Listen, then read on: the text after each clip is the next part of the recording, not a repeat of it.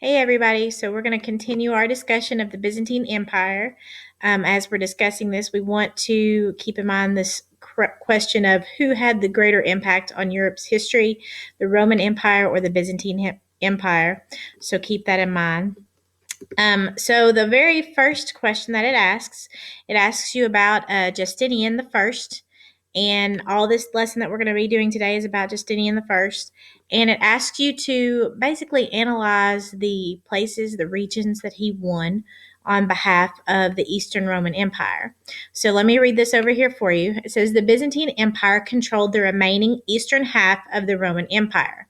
Justinian had dreams to reclaim it all.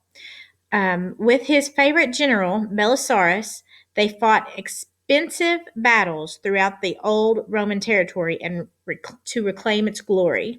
So if you look here in the pink, that is what under Justinian was the current Roman Empire that was left.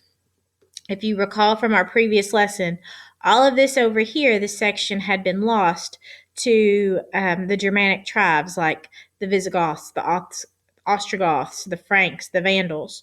So under Justinian, and my little thing is in the way, the orange are the regions that he gained during his reign from 527 to 565 by the time of his death. So this first question, what three regions did he conquer? Well, one region right here was in southern Spain, and it was the kingdom of the Visigoths. So that's one part. Another part is Italy, here where Rome is located in Sicily. That's the kingdom of the Ostrogoths. And then another part here is this northern Africa near Carthage. It's the kingdom of the Vandals. It says, was it smart decision to reconquer the old Roman territory? Why or why not? And you can put your opinion there. You know, do you think it was okay for him to go back and conquer those places? Do you think that was a good idea so that they got those materials and those resources back? Do you think it was a bad idea because it left them open to invasion again and it was more territory to conquer? Both of them have positive and negatives as long as you can justify your answer, okay, with why or why not. Either way can go. Okay, the Nika Revolt or the Nika Revolt. It's pronounced both ways. You can see right here, this is the city of Constantinople. And during the time of Justinian's reign, there was a revolt. Now, Theodora was his wife, and we'll talk a little bit more about Theodora in a little bit. But what basically happens here is that rebellions had surfaced throughout the empire against Justinian and Theodora. These rebels resented the way that Justinian managed the government and his desire for reform. The rebels were divided into two separate factions or groups that named themselves after their favorite chariot teams. The green was comprised of the lower class, and the blue was the higher upper class rebels. Both the Greens and the Blues wanted to oust Justinian and Theodora, which just terrified Justinian. So while her husband was packing his bags to leave the town, Theodora refused to leave Constantinople, and she defended their administration and reforms. So while she's, telling her husband, no, we need to stand, General Belisarius came to rescue of the emperor and his wife, and he used his troops to gather the rebels at the Hippodrome, which was a large circus there in Constantinople, and then they slaughtered them to end the attacks. So, what did Theodora prove during the Nika Revolt? One thing it showed was that, women have, you know, as a wife of an emperor, she had a lot of say in what happened. So this really showed the power of the wife of the emperor.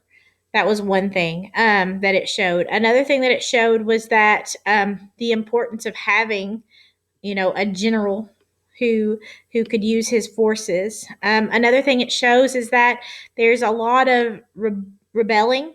It shows that things are shaky. So there's a few different things that it shows. It says, will that decision strengthen or weaken the government? And we've kind of already talked about this. So, on the one hand, They look stronger because they can put down revolts and rebels. On the other hand, it looks weak because you have all this internal struggle going on, and you have an emperor that was ready to leave. Um, Now, I don't know how widespread that knowledge was at the time. I know that the rebels thought they had him on edge, but eventually, like I say, the United Front. Okay, the next section, Justinian the First and Theodora.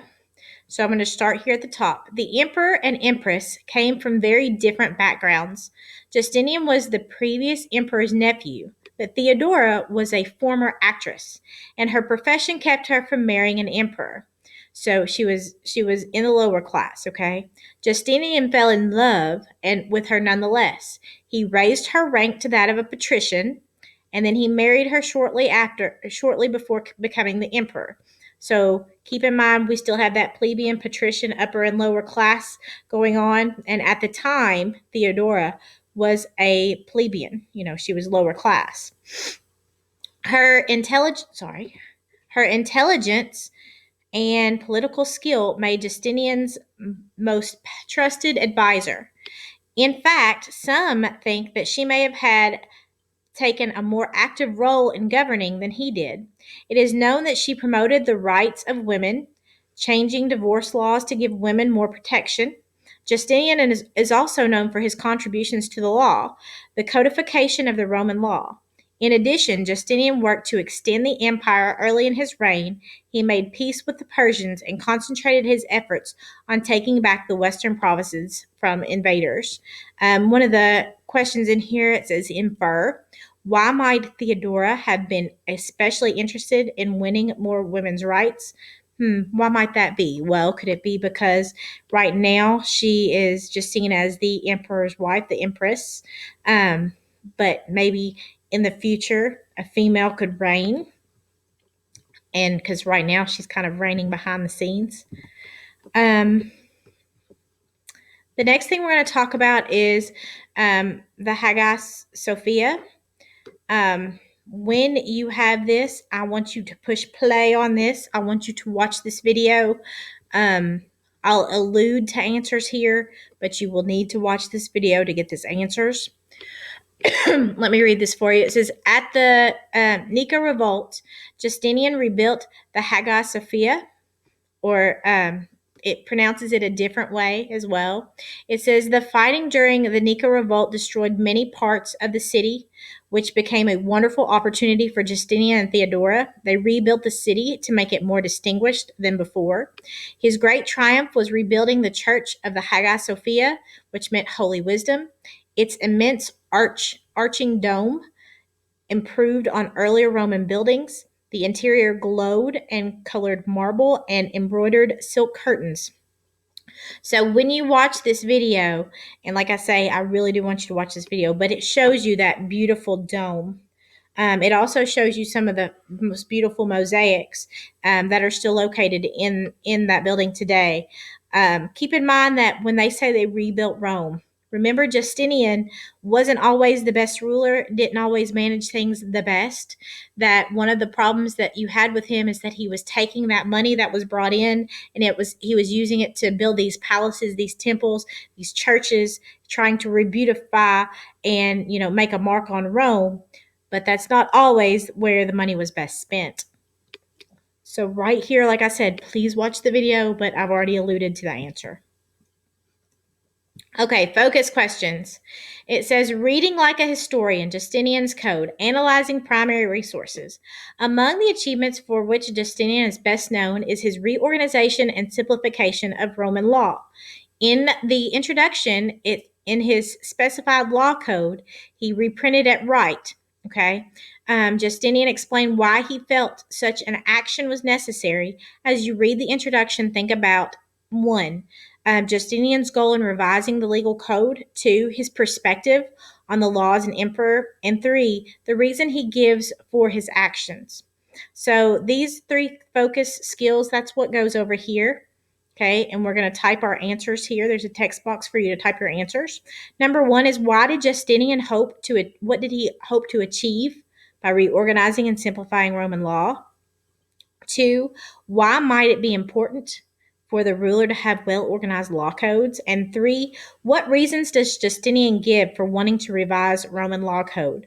And then it says, which of these do you think is the most important?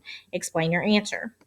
Okay, so what I'm going to do is I'm going to read this, but then I'm going to stop and I'm going to read over here in pink where it kind of simplifies the language for you. It says, therefore, since there is nothing to be found in all things as worthy as attention as the authority of the law, which properly regulates all affairs, both divine and human, and expels all injustice. We have found that the entire arrangement of the law, which has come down to us from the foundation of the city of Rome and the times of Romulus, to be confused, that its extent to an infinite length, and it's not within the grasp of human capacity. Okay, so when he says the arrangement of law, which has come down to us from the foundation of the city of Rome, he's talking about when Rome was first founded. So they are using laws that are over here 1,000 years old. Okay, so he's saying it's outdated. So that was the first thing that you need to focus on, is he's saying that these laws are 1,000 years old. Okay, so that's one thing. And it says to be so confused that it's extended to an infinite length and it's not within the grasp of human capacity. So some of these laws are so lengthy and so out of reach with how life and society is now. 1,000 years later, things are a lot different. He's saying that it needs to be changed. It says, and hence were first introduced to begin by examining what had been enacted by former most venerated princes to correct their constitutions and make them more easily understood. So they're confusing laws. He wants to rewrite them because they're confusing. To an end, in the beginning, that included a single code. Okay, and the laws were kind of all over the place. They weren't fabulously organized. There may be a law about property here, a law about civil code here, a law about natural law here.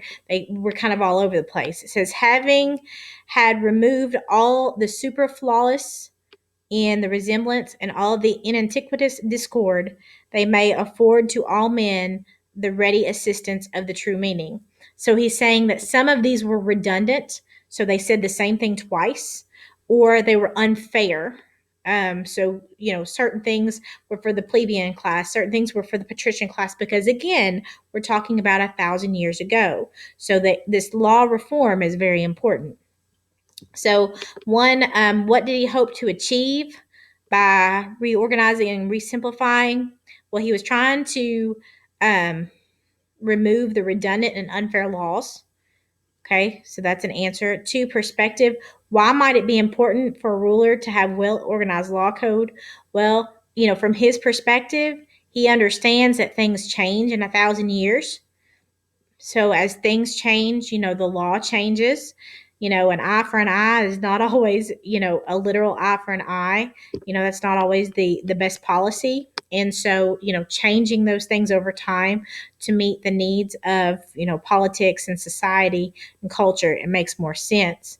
3, what reasons does Justinian give for wanting to revise law code? 1, they're old. 2, they're redundant. 3, they're unfair. Which of them do you think was the most important? That's really going to be your opinion. Which one do you think was most important? Do you think the fact that they were 1,000 years old? Do you think the fact that they were unfair to all the people? You think the fact that it was unorganized and redundant and they said the same things, that's what needed to be revamped? That's really up to you. All right, the last part of our slideshow ask you to look at the Justinian Code, and it says early in Justinian's reign, he set up a commission to collect, revise, and organize all the laws of ancient Rome. The result was that the Corpus Juris Civilis, or the body of civil law, popularly popularly known as Justinian's Code. This massive collection includes laws passed by Roman assemblies or decreed by Roman emperors, as well as legal writings of Roman judges, and a handbook for students. Justinian code had an impact far beyond the Byzantine Empire. By 1100s, it had reached Western Europe. Medieval monarchs modeled their laws and its principles, which helped them to strengthen and centralize their power. Centuries later, the code also helped to guide thinkers who began to put together their international affairs. Okay, so here, what it wants you to do is it wants you to sort things, and I'm going to give away the first one. So here, Hammurabi's Code. You can remember back to the times of Mesopotamia from last year. Hammurabi's Code was where it all began. He was kind of your first written set of laws. So you're going to take that piece and you're going to put it here. Second, we have the 12 tables because they came next. And then you have Justinian's Code, which is where we are now in the Byzantine Empire. So we're going to put him down here. He's third. Okay, the next thing I have to do is I have to take one of these pieces up to each one. So Hammurabi's Code was with Babylon. Okay, the 12 tables was during the time of Rome. So I'm going to move him over here. And then lastly, Justinian, obviously he's during the Byzantine Empire. So then the last thing that we have to do is we have to move these, which is the third section. So strict specific laws, revised and reorganized Roman laws, and then here we have plebeian and patrician laws. So, and like I say, I've given you the answer here. You just have to move things around on your own slideshow. But the 12 tables was, happened during Rome. So obviously the plebeians, patricians, that's where that first came into play. And it would give laws for both kinds. And remember that later on in the Roman Republic, that plebeians had more say and eventually were able to make more laws. But there were specific laws for specific classes.